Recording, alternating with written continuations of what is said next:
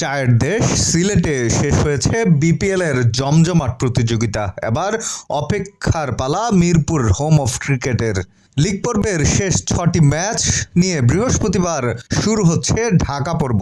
এই 6 ম্যাচেই নির্ধারিত হবে প্লে অফের চূড়ান্ত ভাগ্য। সিলেট পর্ব শেষেই প্লে অফের 3টি দল নিশ্চিত হয়ে গেছে। ঢাকা ক্যাপিটালসকে হারিয়ে চট্টগ্রাম রয়্যালস আর সিলেট টাইটান্সকে নিয়ে শেষ 4-এ জায়গা করে নিয়েছে নাজমুল হোসেন শান্তর রাজশাহী ওয়ারিয়র্স। 8 ম্যাচে 12 পয়েন্ট নিয়ে টেবিলে এখন শীর্ষে রাজশাহী, সমান 10 পয়েন্ট নিয়ে দ্বিতীয় ও তৃতীয় স্থানে চট্টগ্রাম ও সিলেট।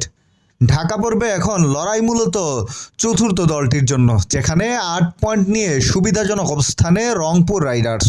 এবারে বিপিএলে ব্যাট হাতে সামনে থেকে নেতৃত্ব দিয়েছেন নাজমুল হোসেন শান্ত।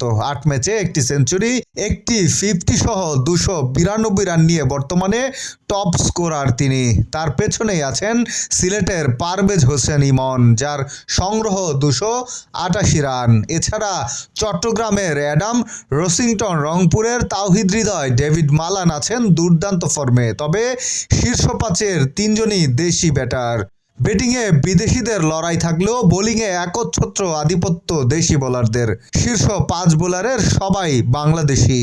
14 উইকেট নিয়ে সবার উপরে নোয়াখালী এক্সপ্রেসের পেসার হাসান মাহমুদ। ওভার প্রতি 6.7 রান দিয়ে তিনি এখন টুর্নামেন্টের সবচেয়ে কিপ্টে বোলার।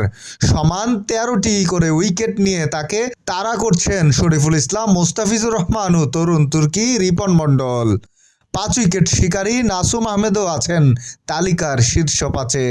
এখন প্রশ্ন একটাই, কে হবে চতুর্থ দল আর কারাই বা খেলবে প্রথম কোয়ালিফায়ারে?